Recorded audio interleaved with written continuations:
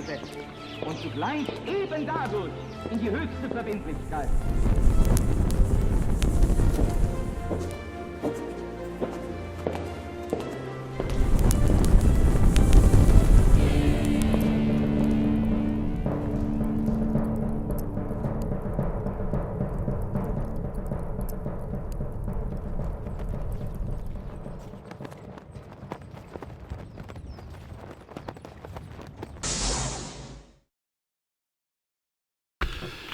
Muy bien, sean bienvenidos una vez más a estas charlas de café, conocidas como La Brújula, un programa que hacemos ya hace varios años. Estamos transitando la década de emisión. Muy contentos de hacerlo aquí a través de la pantalla de Conclusión TV y de hacerlo con un gran amigo, Pablo Dávila. Tengo un Davolio, me suelen cambiar el apellido. Conocí un profesor Dávila, pero no que, es. Que son apellidos existentes. Davolio, creo, Dávola, pero bueno, el mío es Dávoli. Pablo para los amigos. Bueno, Lucas Carena les habla. Este programa se consagra a la Virgen de Schoenstatt. Es madre, es reina, es educadora de Schoenstatt. La 3 veces admirable, admirabilis de Schoenstatt. Madre, reina, educadora, madre, reina y victoriosa. Así se la conoce. Siempre nos ponemos bajo su manto de protección y amparo para hacer este programa, esta empresa, para llevar adelante esta misión. Y hoy con un tema sensible para muchos. Otros no han terminado de a lo mejor de darle la suficiente cabida o comprensión o la suficiente importancia, que tiene que ver con alguien que viene del mundo artístico, en realidad 2 personas, alguien del mundo artístico y alguien del ámbito religioso, que son don Benjamín Solari Parravicini, del que hemos hablado en numerosas oportunidades, ¿no es cierto, Pablo? Y don Orione, ambos que nos han sido conocidos, incluso mundialmente conocidos, por muchas de sus profecías o sus vaticinios. En el caso de Solari Parravicini estamos hablando de un pintor argentino, un artista argentino, nacido en Buenos Aires en agosto de 1898 y fallecido en el año 34, el 13 de diciembre del 74, que se consagró, cosa que no muchos pintores hacen, se consagró en vida como pintor. De hecho recibió las loas en su momento de Marcelo Teda Alvear en la década del 20. Y el rey Alberto I de Bélgica compró una de sus obras en una muestra que hizo, como para tirar algún anecdotario de lo muy importante que fue como pintor, ¿no? Muchos pintores se vuelven famosos de manera póstuma, no es el caso, de Benjamín, que logró en vida tener reconocimiento como artista. Pero es cierto que de muy pequeño dijo tener cierto contacto, ¿no?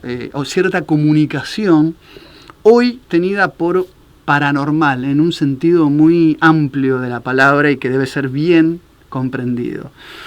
De chiquito hablaba de que tenía interacción con ángeles y hadas. Obviamente que, hay que ver qué se entendía por esto, ¿no? Sobre todo cuando él era muy pequeño, hablar de hadas, habría que ver qué es lo que él...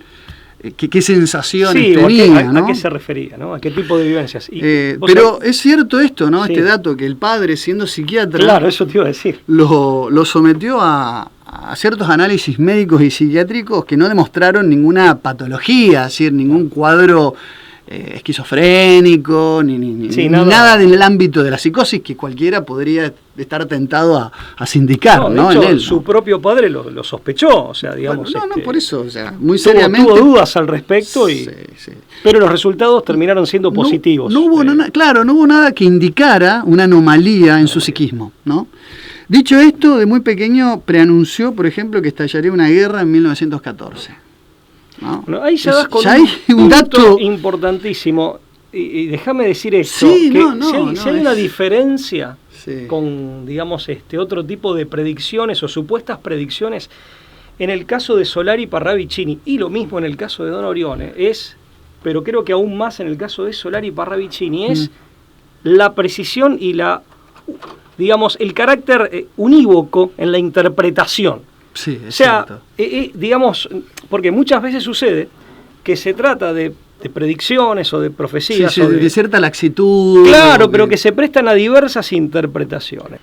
Con lo cual, o sea, acá al revés de esos otros casos que son los más comunes, sí nos encontramos con profecías o con predicciones que tienen, digamos, que no admiten demasiadas interpretaciones. En ese sentido son bastante claras y a veces incluso con fechas exactas. Vos sabés que cuando se lo menciona a Parravicini como el Nostradamus argentino o el Nostradamus de América, en lo primero que se incurre es en una tremenda injusticia, porque si por el carácter premonitorio, o sea, para la precisión de los vaticinios y profecías de Parravicini, Parravicini es muy superior a Nostradamus en la cantidad de sucesos que aparecen en sus visiones, ¿no? Eso desde ya, y fíjate que él dice el primer, y lo estoy... O sea, esa comparación habla bien de Nostradamus más todavía que de Benjamín. Pero fíjate, es una comparación que lo favorece a Nostradamus. Pero claro, lo termina traccionando hacia arriba a Nostradamus, claro. Elevándolo en la calidad de pero muy superior, muy superior en este sentido. Vos sabés que un ejemplo es cuando él dice que hace referencia a París, y acá también hay otra observación, porque él en definitiva esas predicciones tienen una leyenda, pero también tienen, digamos, son psicografías, tienen un dibujo, con lo cual la interpretación debe ser conjunta. Claramente hace referencia a París y preanuncia que va a caer en el 40 bajo la bota alemana, que será alemana hasta el 44, o el final de Hitler y Mussolini, esto en el año 38, dice Hitler y Mussolini, el mismo final. Esto en el año 38, en donde claramente aparece Mussolini, digamos, como ahorcado, ¿no? Tal como finalmente va a morir, y los dos están como atados, pero hay un montón. Por ejemplo, si no mal recuerdo, que el primer viajero espacial iba a ser un perro, un can. Tal cual. O que el corazón artificial en el año 66.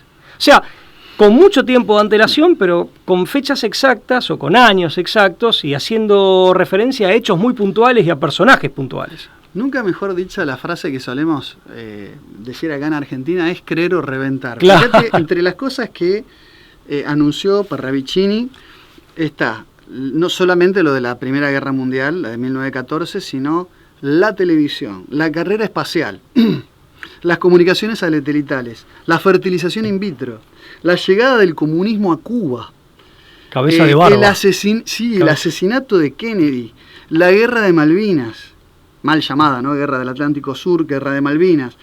Bueno, la caída del régimen de facto tras la derrota de Malvinas, ¿no? Estamos hablando en principios de la década del 80. Hiroshima y Nagasaki, la renuncia de Benedicto XVI, el atentado a las Torres Gemelas, que fue quizás lo que disparó la figura internacionalmente de Benjamín Solari y Parravicini hacia el mundo. Estamos hablando de que estos dibujos, que son, digamos, imágenes con las que él soñó, que se le presentaron, por eso tuvo la necesidad compulsa de dibujarlas, estos son las psicografías, dibujos psíquicos, las llevó adelante entre 1932 y 1972. Estamos hablando de más de 1000 dibujos premonitorios, Pablo. Sí, bueno, aparte es muy prolífico. ¿Me dejás que lea una del año 38? En el año 38, el papado tendrá nuevas normas.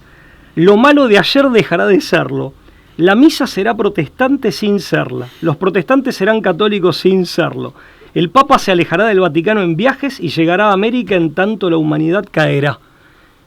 Es interesante, porque aparte, claro, para nosotros, para la gente de nuestra época y de nuestra generación en particular y los más jóvenes, es muy común que los papas viajen. No había sucedido hasta hace muy poco tiempo atrás, ¿no? O sea, pero la que vos decías de Fidel Castro también es del año 37, es cabeza de barba que parecerá santa, mas no lo será, y encenderá las astillas. Y él dibujó, claramente es un dibujo que, bueno, que sí, que nos recuerda o evoca la figura, el rostro de Fidel Castro, ¿no? Bueno, en el día 25 de octubre de 1938, precisamente, Alfonsina Storni se suicida, ¿verdad? Él siendo muy niño, despertó, sí, aparte, en otro ámbito, despertó esa mañana, cuentan las crónicas, incluso familiares lo ratifican, despertó diciendo que había sentido olor a mar y algas. y compuso un soneto en honor a Alfonsina Storni ese día del fallecimiento. O sea, hay cosas que son para analizar, son ventanas, ¿no?, de investigación que habría que profundizar, pero digo que a mí me pareció sumamente interesante. Después, obviamente que hay interpretaciones de el ufólogo chileno Fabio Serpa o Pedro Romaniuk, que también le dan a sus psicografías, de hecho las tiene, una connotación mucho más ufológica. Es que algunas hacen referencia a viajeros espaciales, ¿no? También muchas hacen referencia a lo que sería la segunda venida de Cristo, ¿no? O algún tipo de acontecimiento. Porque él era católico, por lo menos se reconocía como tal, pero sí. Y un poco lo que quería invitar a compartir con el público. El tema del feminismo, que no lo mencionamos como ejemplo, también es increíble cómo se adelanta en eso, ¿no? Un poco la propuesta de la brújula hoy, pues no vamos a analizar las más de 1000 y pico de psicografías, están los libros, ¿no?, compiladas. De hecho, muchos de los originales de las psicografías de Parravicini quedaron en manos de un rosarino, Sigurd von Burm, al quien tuviste el placer de conocer, Pablo. ¿Lo conocías? Corregime si me equivoco. No, es cierto. Ya falleció, falleció hace varios años y lo conocí, bueno, valga la redundancia, años atrás.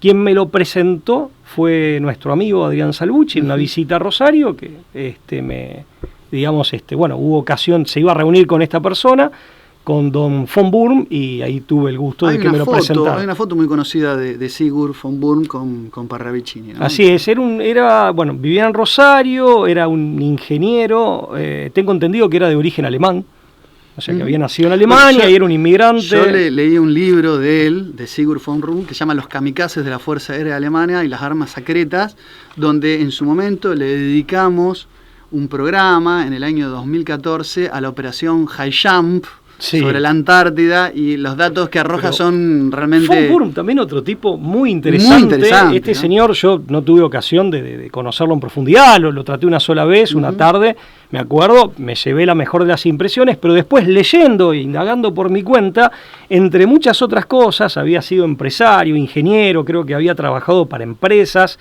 aquí en Argentina, pero entre muchas otras cosas, había investigado y descubierto, cementerios de indios querandíes en el sur de la provincia de Santa Fe, o sea, también era una especie de arqueólogo aficionado, le interesaba la temática de los pueblos de los pueblos indígenas, o sea, una personalidad realmente, una figura muy interesante.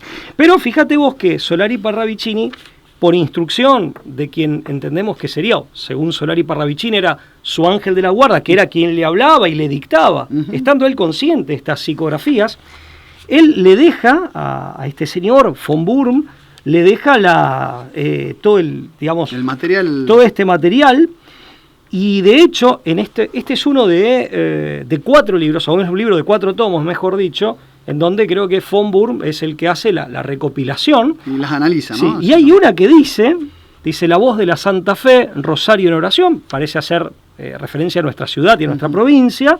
El dibujo y la leyenda dice: caminante, por esta noche basta, entrega estas páginas que nos entretuvieron ratos, entrégalas al amigo hermano Sigurd. Él debe guardarlas para cuando el momento se allegue, al momento que aguardo. Todo lo nuestro tuvo siempre su momento y su depositario. El hermano de Santa Fe, por su santa fe, es y será nuestro guardador, entre comillas, por siempre. Él sabrá propalar el grito que llega y la hora que se acerca, agradézcole y le bendigo como a ti. Muy interesante.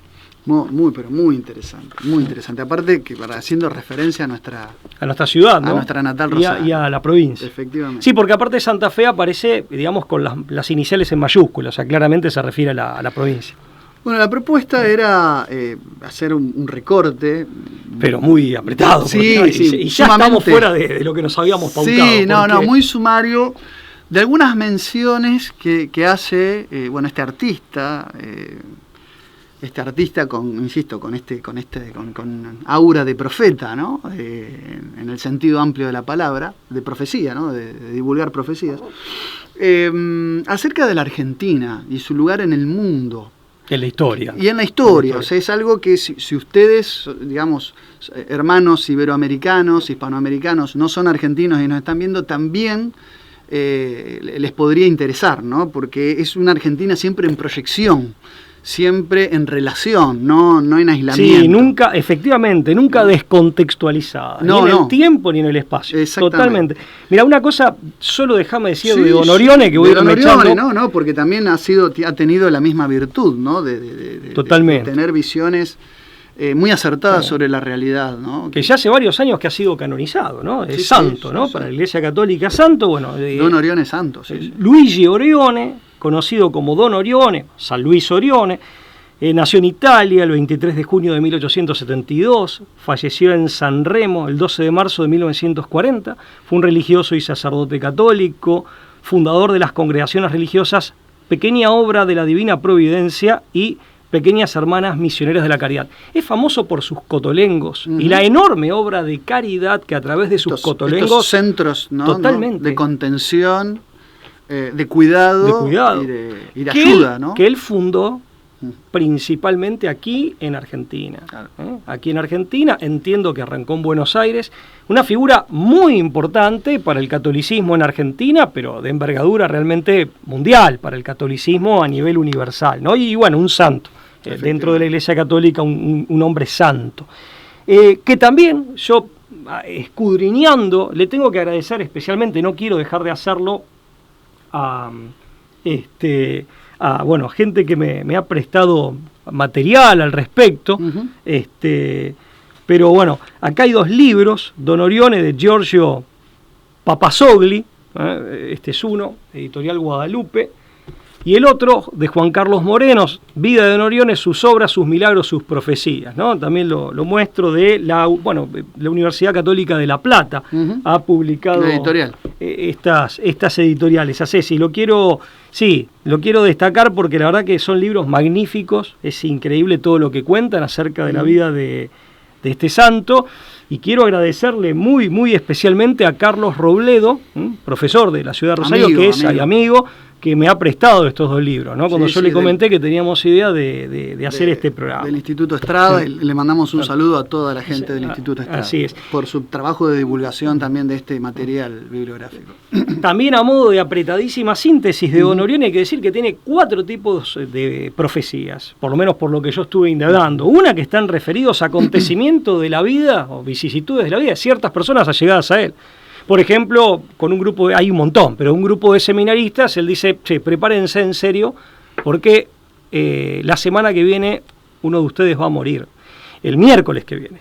Y de hecho sucedió que había llegado ese miércoles, pasada la semana, había llegado ese miércoles, y parecía que Don Orione, que ya era célebre por estas predicciones, o por estas premoniciones, se había equivocado, pero finalmente pasadas las 10 de la noche, después de las oraciones nocturnas de los seminaristas, finalmente ninguno estaba enfermo, ninguno tenía ningún síntoma, uno sufre un síncope y fallece, ¿no? Bueno, de estos episodios hay un montón. Ese es un tipo de profecías. Hay otras que están referidas a la Argentina en el siglo XX y aparentemente también el siglo XXI.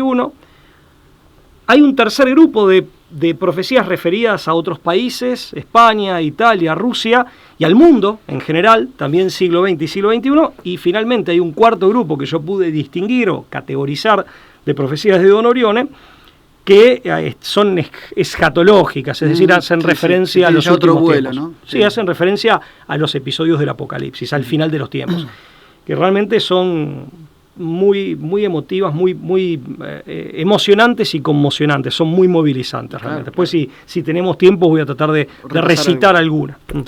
Bien. Bueno, haciendo una vez más la aclaración de lo injusto de este recorte, vamos a ver qué nos decía Parravicini en su momento, ya por el año 1938-1939, sobre nuestro queridísimo país.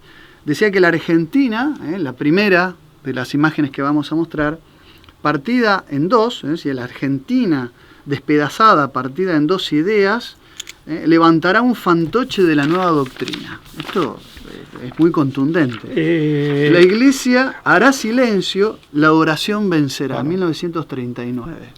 Es muy interesante, o sea, cuántas cosas podrían encajar. La Argentina despedazada, esto es inquietante, por decirlo delicadamente. Sí, habla de una división, ¿no? Una partición. Partida en 2 ideas, levantará un fantoche de nueva doctrina. La iglesia hará silencio, la oración vencerá. Una cosa importante, la palabra fantoche tal vez en otros países no se utilice. En Argentina, en realidad se utilizaba mucho en la época de Benjamín. Fantoche vendría a ser como alguien que es payasesco. Sí, pero un timo además. Un timo, claro, una mentira, algo de mampostería, ¿no? Así es. Y una cosa importante que no dijimos, tanto las profecías referidas a la Argentina, ¿no? Pero también al mundo. Aunque focalizando en Argentina, tanto las de Don Orione como las de Benjamín siempre nos hablan de una primera parte calamitosa, un periodo de prueba, de tribulación, podríamos decir, y una segunda parte sumamente esperanzadora de salvación, de redención. Eso es muy cierto. La Argentina ese es el esquema, ¿no? Parece mencionada por Parravicini, donde lo mejor está por venir y lo peor también, ¿no? Efectivamente, pero primero lo peor. Pero en ese orden, primero vendrá un momento de oscuridad, pero renacerá, había un resurgimiento, ¿no? Está muy presente esos dos momentos, en toda su pero es importante, ¿no? Porque los dos autores no es que pusieron todo de una, digamos, sino que fueron aportando sus premoniciones, sus profecías de una manera, si se quiere, un poco dispersa en el tiempo. Con lo cual se trata más bien de, hay que ir tomándolas y uno puede ver una lógica, pero tiene que descubrir la hilación para poder tener el panorama o el relato completo, ¿no? Bien, nosotros no vamos acá a tratar de dar... No, pero aparte no vamos a dar nombres, o no esperen que en este programa, digamos, fulano o mengano, sino que cada uno va a saber... digamos, en su fuero interno, y va a darle la interpretación correcta, porque para mí no se puede vacilar en este sentido, no requiere, las palabras huelgan a lo que muestra y a lo que explica. Dice, sobre la nueva constitución argentina, la nueva constitución en el sentido amplio, ¿no? Como una reforma integral, ¿no? Un nuevo ensamblaje de la Argentina. La instalación de un nuevo régimen, nuevas reglas de la convivencia social. Sobre la nueva constitución argentina, rota las normas anteriores, hay una sustitución, se levantará la más alta montaña de malignas figuras. Todas tendrán que esconder sus fines ocultos detrás de fingidas caretas, 1940, ¿no? Y hay todo un desfiles de máscaras, una superposición de como si fueran máscaras de vienesas para un carnaval vienés. Bueno, veneciano quise decir. Es increíble, ¿no? Esto de la sustitución y de la falsedad y de los intereses ocultos detrás de estas reformas.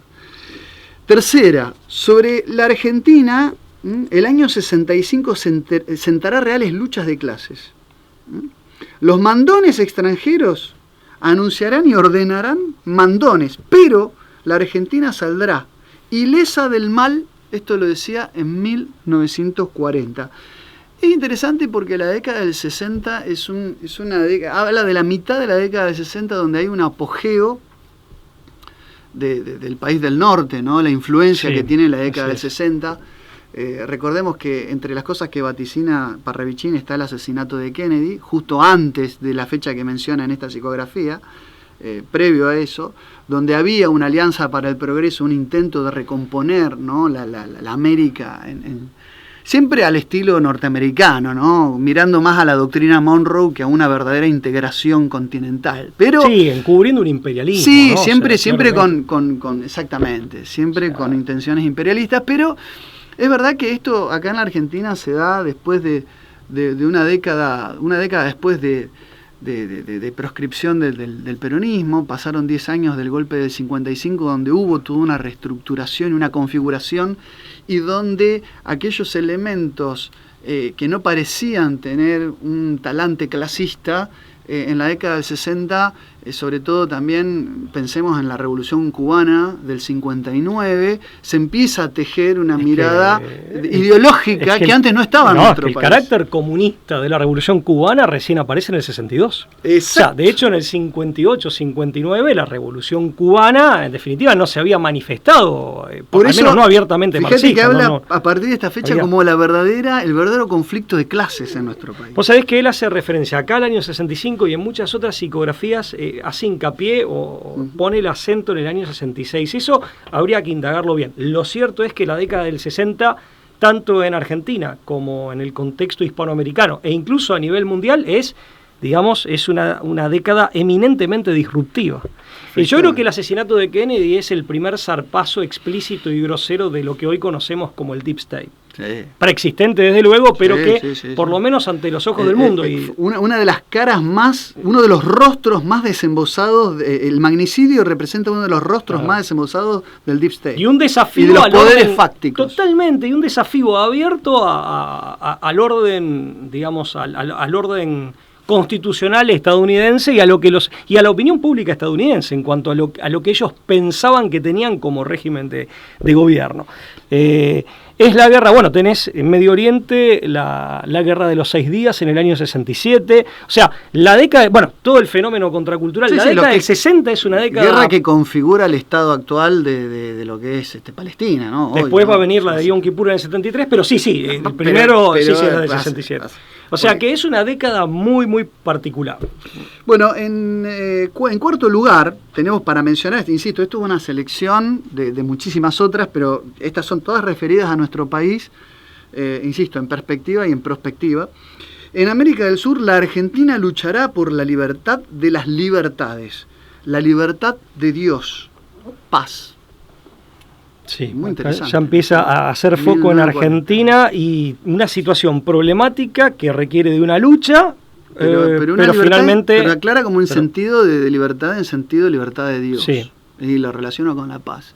Es amplia, bueno, pero contundente. No sé si es el momento más oportuno para meterlo, ¿no? Pero Don Orione, cuando anuncia todas las calamidades, todas la etapa de calamidad, que se avecina o que él avisoraba para nuestro país, concretamente menciona, por lo menos en una charla que él tuvo en el año 35 con otros sacerdotes, y de ahí se toma el testimonio, 3 motivos, y uno de ellos es el libertinaje. O sea, la libertad, la verdadera libertad, confundida con, o reemplazada, sustituida por el libertinaje. Los otros 2 motivos son los ricos de espaldas a los pobres, lo estoy parafraseando, Don Orione, o sea, aquí estamos hablando de una oligarquía que hoy sabemos que existe a nivel global y con un grado que jamás en la historia ha existido, una oligarquía plutocrática. Los ricos de espaldas a los pobres.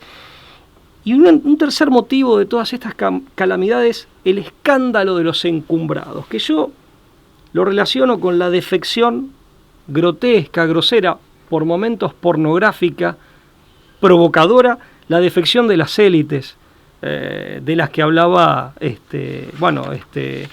Lasch, el famoso sociólogo norteamericano, Christopher Lasch. Pero no me quiero adelantar a tu exposición. A ver, en un momento dado Parravicini habla, lo vas a decir vos después, tuvo una reacción popular que va a ir contra todos aquellos que ostentaban alguna autoridad, pero que habían traicionado la misión de servicio al bien público y al bien común que esa autoridad implicaba. Bueno, pero no me quiero adelantar. Ya vamos a llegar a eso.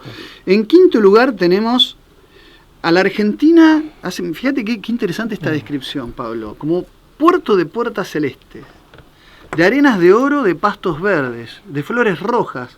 Hablará y dirá: tierras tengo para el que sufre quemazón, para el sin hogar, para el huérfano niño, para el que hambre padece, para el desposeído, para el anciano, para el enfermo, para el que nace, para el que deba nacer en esta tierra de promisión. Sí. Argentina samaritana del mundo, le dice. 1940. Es interesante porque por un lado dice para extranjeros, aparentemente. Sí, como que será albergue de algún pueblo sufriente, ¿no? Samaritana del mundo, samaritana tal cual. Tierras tengo para el que sufre quemazón, sin hacer para el sin hogar, sin hacer ningún tipo de distingo. Dice, y para el que deba nacer en esta tierra de promisión, o sea, claro, también para los nacionales, lógicamente, ¿no? Sí, pero hace referencia, ¿no?, a la parábola del buen samaritano, ¿no? Que se detiene a asistir caritativamente al maltrecho, al malherido. Y fíjate una cosa, bueno, Puerto de Puerta Celeste también habla de un país abierto, como lo ha sido tradicionalmente Argentina, a la inmigración, pero fíjate que focaliza en tierras, que hoy en día es un debate muy importante en nuestro país, por la derogación de la ley de tierras. Por un DNU, de un decreto de necesidad y urgencia, de la ley de tierras. Con las implicancias. Que es una ley que justamente intentaba evitar la extranjerización de la tierra, pero a ver, la extranjerización, además, en manos de poderosos, no de la gente que tiene alguna necesidad y que puede llegar a nuestro país. En contra, indudablemente va en contra de este espíritu que describe acá Parravicini. Tanto para los nacionales como para todos aquellos que quieran venir a nuestro suelo en esa situación. Por supuesto. En sexto lugar, fíjate... O sea, una extranjerización, perdóname, y una suerte de oligarquización también de la tierra. Por supuesto, aparte en manos privadas, o sea, esta idea de la privatización, de la comercialización de las tierras, sin duda. En sexto lugar tenemos también, en el año 1942, este vaticinio tan interesante de que en Argentina tuvo un nuevo faro. En tierra argentina, nuevo faro, dice. Voy a ser bien preciso. En tierra argentina, nuevo faro, Neuquén. Hay varias que hablan de Neuquén, eso me llamó la atención. Es una provincia argentina, es una provincia que está en la Patagonia Argentina, pero es interesante porque durante mucho tiempo no se sabía por qué Neuquén y no Río Negro, que está al lado, que es más grande, que es una provincia más grande. Más grande todavía. Y aquí hay varias interpretaciones, o sea, es clara la psicografía y el mensaje que lo acompaña. Hay otras cosas que se pueden, añadir, pero que hoy para mí indudablemente tiene que ver, y no soy el único que lo va a decir, creo que Pablo vos también estás de acuerdo, que está hoy lo que es Vaca Muerta, como un lugar, porque uno no se explicaba durante mucho tiempo es por qué Neuquén tendría tanta influencia, por ejemplo, incluso en condicionar la política de Estados Unidos, o por qué un burócrata en una oficina de Buenos Aires estaría atento a lo que pasa en Neuquén para tomar alguna decisión. Nosotros tenemos un país federal, y podría haber sido Neuquén, que es indudablemente una provincia muy promisoria, rica por sus recursos, por su gente, es una provincia maravillosa, pero ese peso que le daba Parravicini empieza a cobrar sentido. Porque vos sabés que lo que hay en Vaca Muerta no es un yacimiento, es mal llamado yacimiento. Oficialmente lo que tiene es una formación sedimentaria de la edad jurásica, que es lo que hay ahí, y que además, si bien la excavación es de la década del 40, hace mucho tiempo, claro, nadie se imaginaba toda esta idea del litio, de la necesidad de las baterías, un mundo que funcione con lo que de ahí se pueda extraer. O sea, esto del faro tiene un sentido con Vaca Muerta impresionante, no solamente para la mirada de Argentina, sino del mundo entero. El mundo entero está pendiente de lo que pasa en Neuquén. Para quienes no conocen y habla de tierra en sentido literal, si te Claro, está hablando de tierras, efectivamente. Y acá tierra argentina, nuevo faro. Menciona la palabra tierra. Claro, vos decís que la palabra tierra no es simplemente en un sentido locación, alegórico, sino que habla de tierra-suelo, en un sentido de patria, sino, tierra como espacio físico. Podría tenerlo, ¿no? Claro. Sí, o puede tener ambos al mismo tiempo. Y para quienes no están en el tema, principalmente extranjeros, lo que tenemos ahí en Vaca Muerta es un reservorio muy importante, fundamentalmente de petróleo y de gas. Tal cual. Que son, que se pueden aprovechar con tecnologías que décadas atrás no existían, ¿no? Claro, estas palabras empiezan a cobrar un sentido profundo y pleno en su carácter real, empírico, fáctico, mucho tiempo después. Pero tengo que reconocer que Lucas es el que ha hecho la asociación. Yo veía que, estudiando el tema, y yo ya he leído con anterioridad, psicografías de Parravicini, me llamaba la atención el énfasis en Neuquén, pero en lo personal nunca había hecho la asociación. Cuando vos, Lucas, me lo comentaste, tenés razón, la verdad que cierra. En séptimo lugar tenemos, en esta selección, este humilde recorte, la Argentina sufrirá la tormenta en pequeño. La que luego azotará al mundo será ejemplo, así termina, ¿no? 1938 la psicografía. Bueno, en Don Oriones se ve algo parecido, tal vez no tan marcado, no tan prístino ni definido, pero de una suerte de concomitancia, ¿no? Claro. O sea, en este esquema de presagios, de primero crisis y después finalmente solución, pareciera como que, hay una concomitancia de lo que sucede específicamente en Argentina, de una manera especial, tal vez con anterioridad, como aquí lo dice Parravicini, y después se daría el mismo proceso, con esas mismas características, en el mundo, ¿no? Pero como que hay una suerte de eco, por así decir, entre, los acontecimientos mundiales y los acontecimientos propiamente de Argentina. Número pareciera. 8, ¿no? En el octavo puesto. No están en orden cronológico, sino que están... De sentido, sí, no.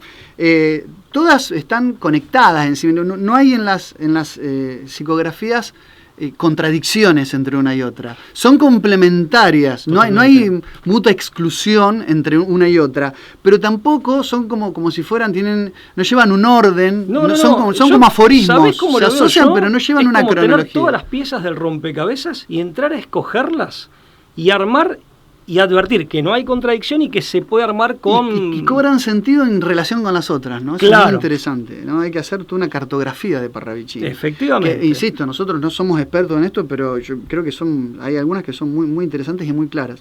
Octavo lugar, la clase media salva a la Argentina. Su triunfo será en el mundo. Esta es de una pieza de 1941. Pero fíjate, su triunfo será en el mundo. Nuevamente esa suerte de repercusión que de algún modo arroja algún efecto sobre el resto que va a ser como del orden. Digo, esta está muy, muy parecida también a la anterior. Es decir, la Argentina salva a la Argentina, la clase media, pero su triunfo se proyectará en el mundo. Es muy consciente con esto de la pequeña tormenta que después azotará el resto del mundo. Y está volviendo a hablar de triunfo porque si hay algo que está, a nivel mundial en aquellos países en donde había clase media. En el contexto hispanoamericano, Argentina tradicionalmente se ha caracterizado por una vigorosa y ensanchada clase media. Pero si hay una clase social o un sector social que se encuentra bajo ataque por las fuerzas, por las élites del globalismo, es la clase media, incluso en países fuera ya de nuestro contexto como los europeos o Estados Unidos. Y fíjate que habla de triunfo. Si hay triunfos porque primero hubo ataque o hubo una situación turbulenta. Claro, una situación efectivamente. Y fíjate también, acá creo que cabe traer a colación a Aristóteles, el viejo Aristóteles, que hablaba de la importancia de esos sectores que hoy modernamente se llaman como clase media, ¿no? La importancia digámoslo así, para el progreso material y moral, si se quiere, en términos más modernos, de una comunidad. Bueno, el número 9 es una de las más conocidas o más citadas, incluso más mal interpretada. Digo, más mal interpretada pues se le ha querido acotar a cosas, para mí a sucesos que son muy pequeños, ¿no? Para la magnitud de lo que esto puede llegar a significar. Bueno, la Argentina tendrá su Revolución Francesa. En triunfo puede ver sangre en las calles si no ve el instante del hombre gris. Y ahí aparece esa figura arquetípica, emblemática del hombre gris, ¿no? También del que se han hecho innumerables especulaciones, ¿no? Puede ser, sí, yo he escuchado, tengo 48 años y he escuchado, le han adjudicado el carácter de hombre gris a los últimos... No, pero a gente que decir, no a todos los presidentes del periodo democrático. Concretamente yo me acuerdo un profesor, no fue profesor mío, yo ya compartía claustro en una universidad con este profesor, que en el año 2000 les andaba diciendo a los alumnos en una facultad de Derecho que el hombre gris era el entonces presidente Fernando de la Rúa. O sea, por eso digo, hay que tener mucho cuidado con eso porque... Hago fuerza para no... Ahora, una cosa importante... En todo caso, será un hombre ensombrecido, no gris. O que no es ni blanco ni negro, por una falta de definición, ¿no?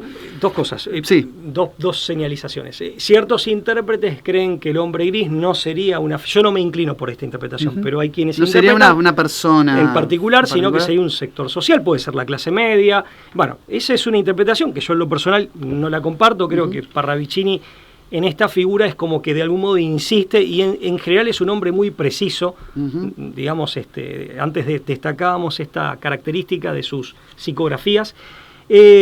Y hay otra psicografía de Parravicini, de Solari Parravicini, en donde él lo que dice es que en el instante del hombre gris, o cuando se produzca esta suerte de Revolución Francesa, va a haber varios que se quieran hacer pasar por el hombre gris y que un ángel se va a colocar en la puerta de la Casa Rosada y va a impedir el acceso de aquellos que sean farsantes y que quieran hacerse pasar. Eso en el contexto de la Revolución Francesa. Muy interesante. Solamente déjame decir esto de Don Orione, que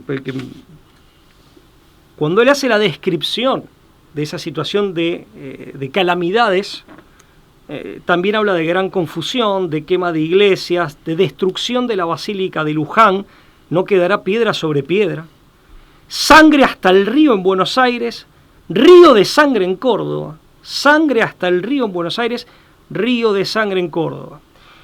En otra ocasión, él dice, río de sangre de Córdoba a Buenos Aires, si la Virgen Santísima, de la cual los argentinos son muy devotos, no intercede. O sea, son esas profecías condicionadas. Y también dice, Buenos Aires arderá por los 4 costados, si la Virgen Santísima, de la cual los argentinos son muy devotos, no intercede. Pero habla también de devastaciones de ciudades, y dice, Argentina caerá en manos del comunismo. Ojo, porque quería pintar ese cuadro. No, sumamente interesante. Porque acá Parravicini habla de Revolución Francesa. Sí, con todo lo que implica, obviamente. No está exagerando cuando dice lo de Revolución Francesa. Y me da la sensación de que esto de los baños de sangre de Córdoba a Buenos Aires, hay una situación que se está fraguando, ¿no? En la situación institucional, política, social del país que parece ser la antesala de una situación de gran conflictividad, cuanto menos, ¿no? Para eso hay que estar preparado, espiritualmente preparado. Digo porque hay yo veo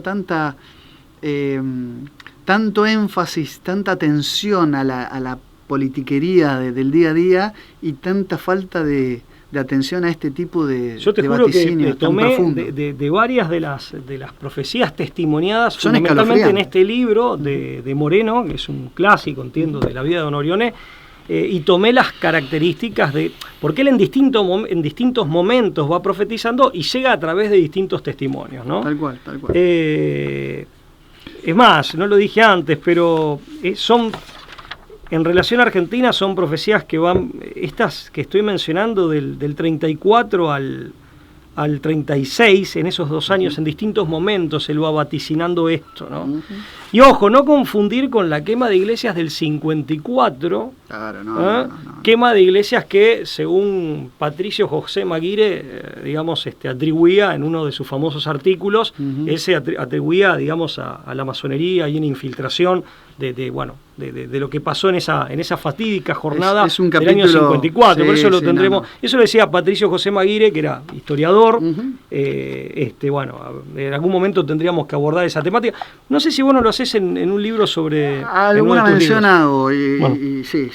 Alguna versión revisionista sobre lo que se dice, claro, se hago en un libro. Pero quiero aclarar que Don Orione también profetizó eso 20 años antes en las jornadas eucarísticas del 34, y no se refiere en esta otra mención que yo hago, no se refiere al mismo episodio, sino a ese episodio futuro que acá nosotros asociamos con esta otra predicción de Parravicini, porque en la del 34, cuando él dice en 20 años se quemarán, dice se van a quemar las iglesias que está inaugurando para el Congreso Eucarístico Internacional, dice Monseñor Copelo, que después a los 2 años va a ser, o al año va a ser nombrado Cardenal Copelo. Claro, efectivamente, en la época justamente. Pero no se refiere a esas, porque él dice, ahí aclara que la Virgen de Luján no será tocada, y después dice, en las otras dice, y la Basílica de Luján no quedará piedra sobre piedra.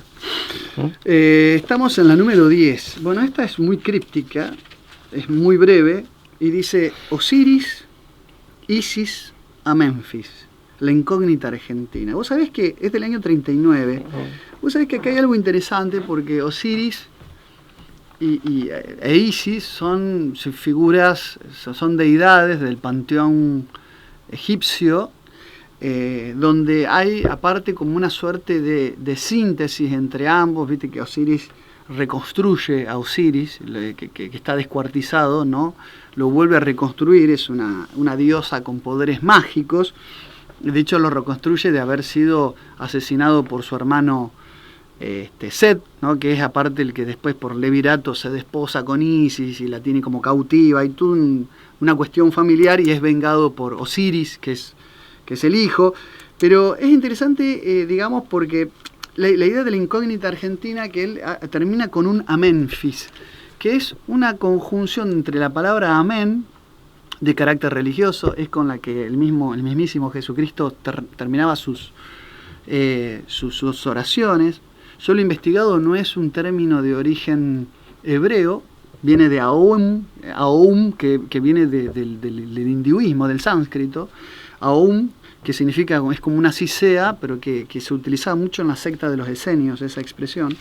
Pero Amenfis viene a ser como una suerte de síntesis, bien digo, entre Amen y Memphis, que fue la primer ciudad capital de Egipto, fundada por un faraón, que es el faraón Narmer, un faraón, y es una deidad dedicada al dios Ptah, que es el dios de la creación de los egipcios. Es como una especie de dios, un agnostos teo, un dios incognoscible, un dios arquitecto. De hecho, ese es el dios conocido como el gran arquitecto del universo. Sí, el culto a Memphis. Después la masonería moderna lo toma distorsionándolo, por supuesto. A mí me parece que Parravicini, cuando habla de incógnita y se refiere a Memphis, hace alguna alusión a algún hermetismo de posibles sociedades secretas que hablan de los maestros constructores que están representadas en esta ciudad de Memphis, y que es una ciudad toda edificada por este faraón en el año 3050 a.C.,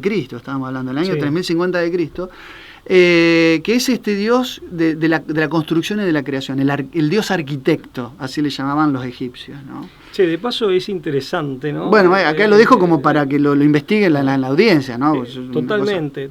Todas las grandes religiones anteriores al cristianismo, incluso en la América precolombina, en el caso necesitaban a un único dios. Había un dios incognoscible, claro, los romanos también, un dios incognoscible que estaba detrás del que en la cosmogonía politeísta era el máximo dios, o sea, un dios de dioses, que permanecía incognoscible, ¿no? Sí, está la idea del enoteísmo, es decir, de un dios principal y después deidades inferiores, claro, que son más antropomórficos. En el caso de los incas era Pachacamac, que el otro día lo hablaba con nuestro gran amigo peruano, Geoffriani Peirano, claro, que le mandamos un gran saludo, sí. Conocedor de la cultura de su propio, de su país, de su patria.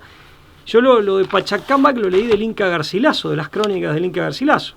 En definitiva, cuando llega el cristianismo, dice, viene a revelar a Pachacamac. ¿Qué es lo que hace San Pablo también en Roma? Decir, bueno, el Dios, nuestro Dios, ¿cuál es? Y el Dios incognoscible, ¿no? Famoso.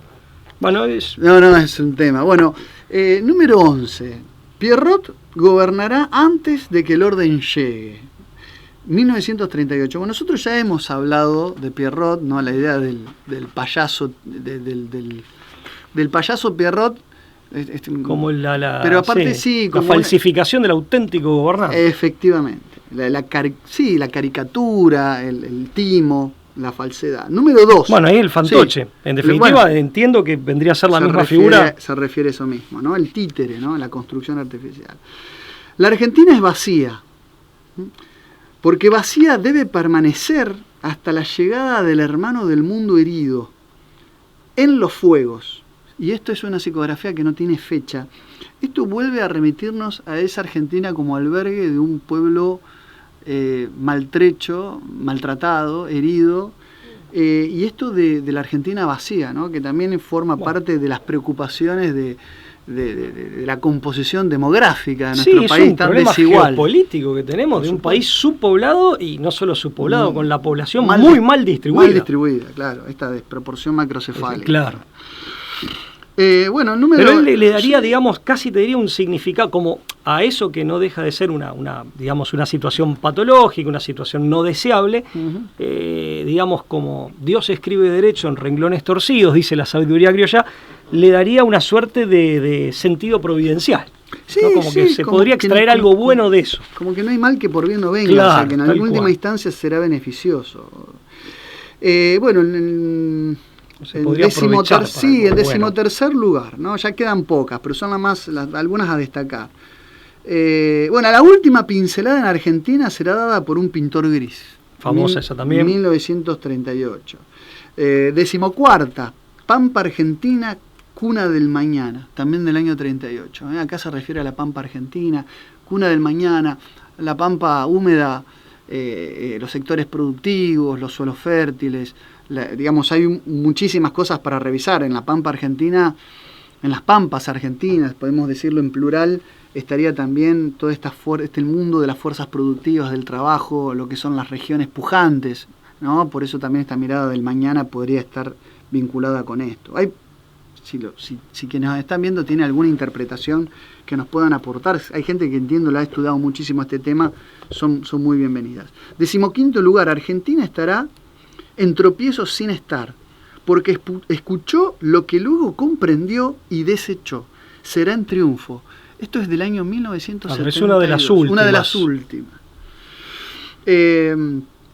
Este es muy interesante, ¿no? La número 16, que es: la tuna pinchosa del altiplano hablará del momento a llegar y alzará el espíritu en nueva colina de paz, 1930. Bueno, el tema del altiplano también aparece con cierta reiteración en las psicografías de Parravicini. Sí. Bueno, lo del altiplano, claro, podría tranquilamente referirse a todo lo que es, todo lo que es nuestra herencia del virreinato del Río de la Plata y del virreinato del Perú. Del Perú, digamos, del que formábamos parte con anterioridad al 76, a 1776, tal cual. Sí, aparte, en definitiva, fíjate, geopolíticamente, digamos... Esto de la altiplanicie me remite a mí particularmente a esa geografía. El altiplano es como, esto lo han dicho geopolíticos argentinos, bolivianos, es como, digamos, una suerte de nodo o de núcleo del eje geopolítico andino, que en realidad, bueno, Perón mismo hablaba de Buenos Aires, digamos ya separada de los Andes, pero en definitiva mirando en esa dirección, el famoso eje Buenos Aires, Lima, Caracas y Bogotá. Que es lo que se balcanizó, digamos, ¿no? Sí, es una línea geopolítica, de doctrina geopolítica tradicional en Sudamérica. Absolutamente, del Imperio Español, ¿no? Era un...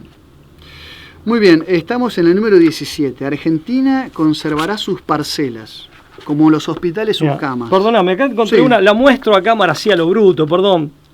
Ahí, Ah, bien. El altiplano hablará y dará frutos. Es una mujer, parece tener una aureola.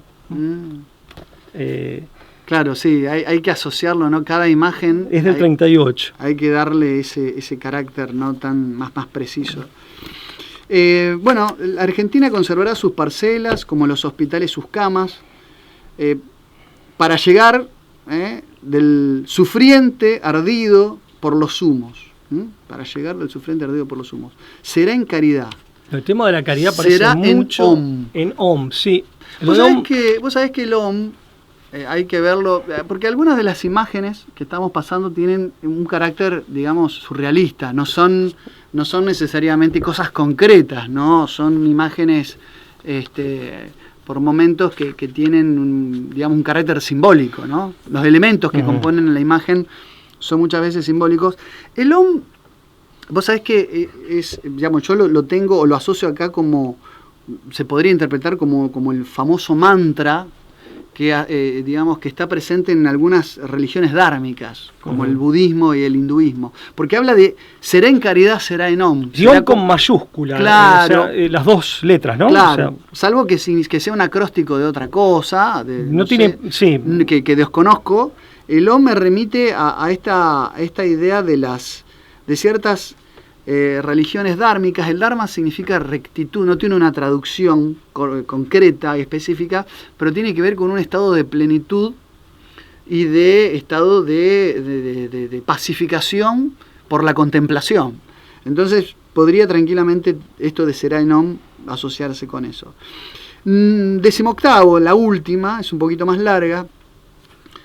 Y después ya cerramos con un análisis, perdón por los tiempos. Vencida tierra argentina, vencida por el hombre ciego, aguas, pestes, terremotos, luchas los asolarán.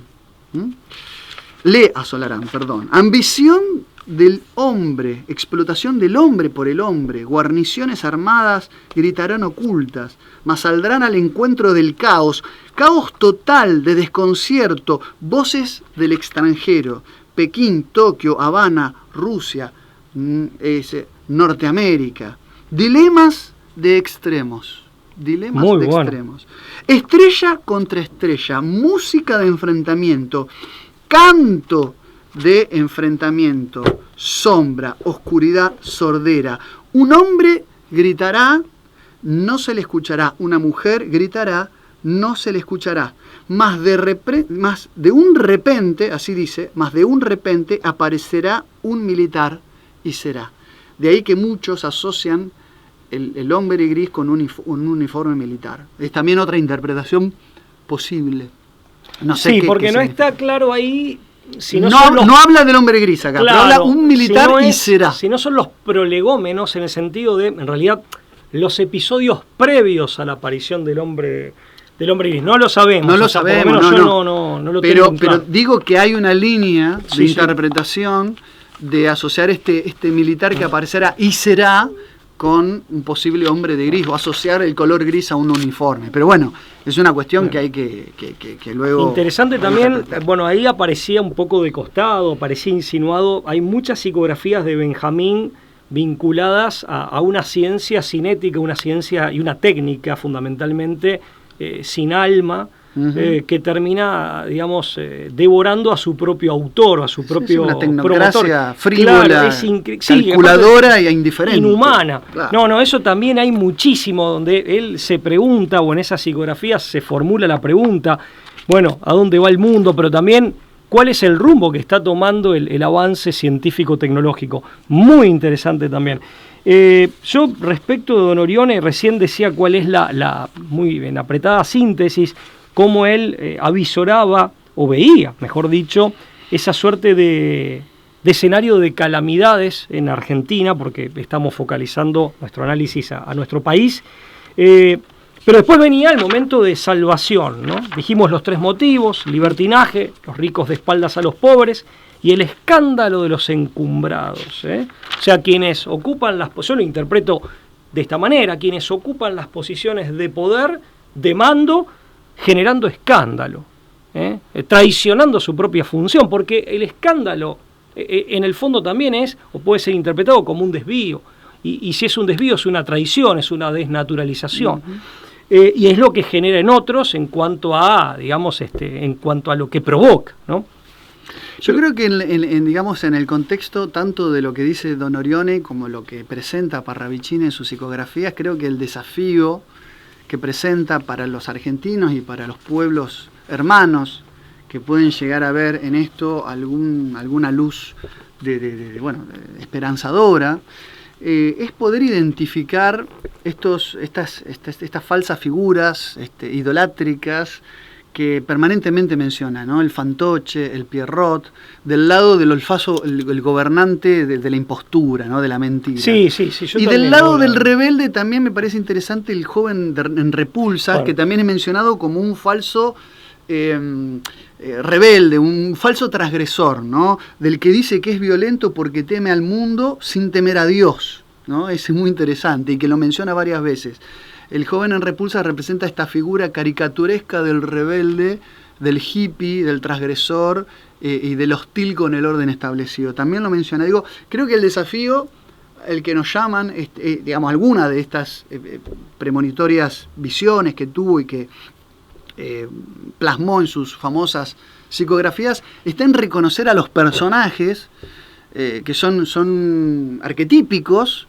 Y creo que esa es un poco la propuesta, ¿no? De hoy para los que nos ven, tratar de identificarlos y de ser muy cautelosos a la hora de ser fáciles y prontos para los enamoramientos de la noche a la mañana, ¿no? De figuras del quehacer político, artístico, social. Sí, cualquier figura que tome notoriedad pública. Que tenga que sean formadores de opinión en general. Sí, totalmente. Mirá, y respecto ya del momento de superación o de salvación, en el caso de Don Orione, él dice, bueno, acá también hago una reseña muy apretada, en base a notas que tomé, que la salvación vendrá del centro de la República, la salvación vendrá del centro de la República. Acá yo tengo una suerte de dilema, si se quiere. Bueno, la clase media también puede ser el centro, ¿no? Claro, está en el medio. Y en términos geográficos e incluso geopolíticos, pero ante todo geográficos, la Argentina continental, el centro es aproximadamente Córdoba, o se suele decir eso, tal vez no sea tan exacto matemáticamente, pero se suele decir eso. Pero lo cierto es que esa es la Argentina continental americana. Si uno toma la Argentina con todo su territorio, casi que el centro es más bien Tierra del Fuego. Pero bueno, más allá de esta digresión, dice, de tanta sangre que lavará tanta culpa, nacerá una flor. ¿Cuál es esta flor? Una Argentina cristiana y floreciente. Dice que la paz y la felicidad van a renacer para una gran festividad, para una gran fiesta de la Santísima Virgen, que va a haber a partir de ese momento paz, felicidad y prosperidad. Insisto, estoy sintetizando varias de estas profecías. Paz, felicidad y prosperidad por muchos años. Y esto va a ser garantizado, o va a ser conducido y va a ser promovido por un gran civil católico que gobernará brillantemente la República Argentina. Y acá aparece la doctrina de las dos espadas, ¿no? Muy interesante. Un príncipe cristiano. Claro, un príncipe cristiano. Dice, un gran civil católico gobernará brillantemente la Argentina, pero será secundado, o si se quiere, mejor dicho, acompañado, escoltado por un obispo excelso, tal vez santo, que regirá santamente, dice literalmente, los espíritus. Y acá aparece claramente la cuestión o la temática de las dos espadas, el poder religioso y el poder temporal. Del que tantas veces hemos hablado. Esgrimidas por dos personas dignas de las dos espadas, y no como veíamos con el fantoche o con el Pierroten. Vos sabés que Parravicini también habla de un hombre humilde, de casta joven. Que no sabe, que no se dedica a la política. Y desinteresada, tal cual, gobernará luego de la tercera jornada. Y lo declara, dice, santos en maneras y creencias. Y el dibujo tiene dos cruces, una en el pecho, una en el corazón y otra en la cabeza. O sea, de mente y pecho con una cruz cristiana.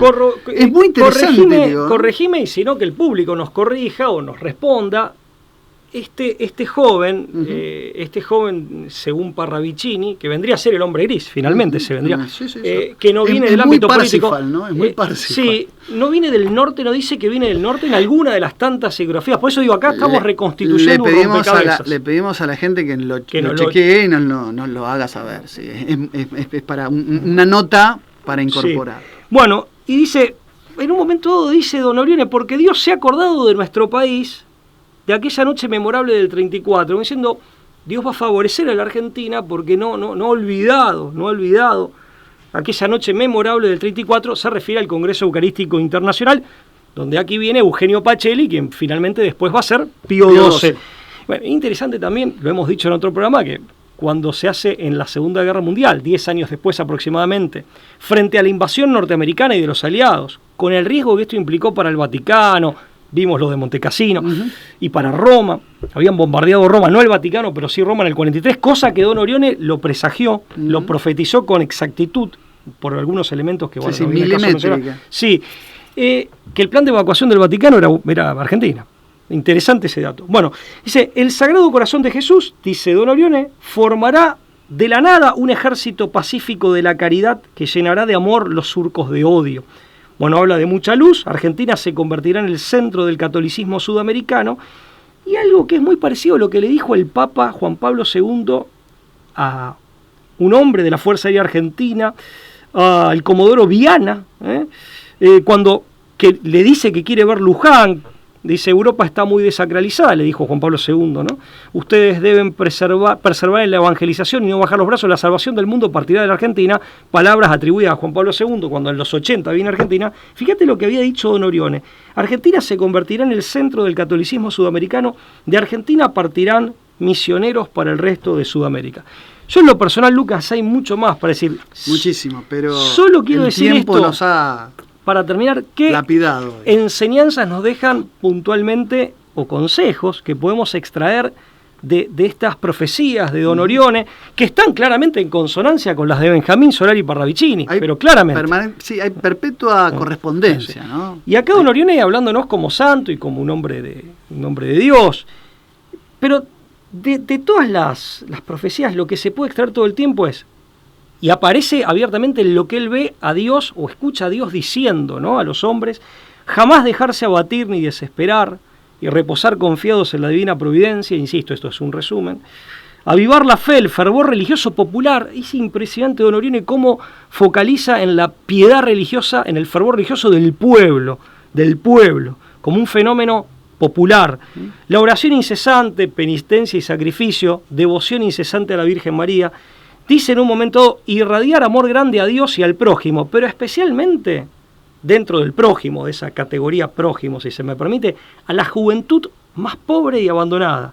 Velad, eso él lo escucha de Dios, ¿no? Diciéndoles a los hombres, velad, no descuidarse jamás, fortalecer todo lo que sea obra de caridad, no descuidarse. En un momento dice, mirar quién financia la prensa, incluso a la que pasa por ser prensa católica en los años 30, mirar quiénes están con los socialistas, quiénes son incluso peores que Inglaterra, dice. Muy interesante, esto es para indagar, políticamente muy incorrecto también. Luchar para evitar ser dominados por esas fuerzas que muchas veces están como ocultas. Saber reconocer a la autoridad verdadera, diferenciándola, tanto la temporal como la religiosa o espiritual, diferenciándola de la autoridad falsa o traidora. Estas son palabras mías, ¿no? Pero bueno, esas son las enseñanzas que yo creo que se pueden extraer. En el capítulo que le dedicamos a Fuente Ovejuna de López de Vega, analizamos el derecho a la rebelión contra el tirano, ¿no? También como un elemento legítimo. Y vale la pena consagrar la vida, dice Don Orione, a este tipo de cosas y después para el final de los tiempos cuando lleguen, ¿no? Una vez más abrimos una ventana de diálogo con quienes nos escuchan, presentamos interrogantes, vías de análisis, no vamos a agotar ni por asomo el tema en esta instancia, pero los invitamos a ustedes a que participen, a que nos amplíen la mirada sobre esto que acabamos de presentar y los invitamos a reencontrarnos en la próxima entrega de La Brújula. Gracias. Chao, hasta luego.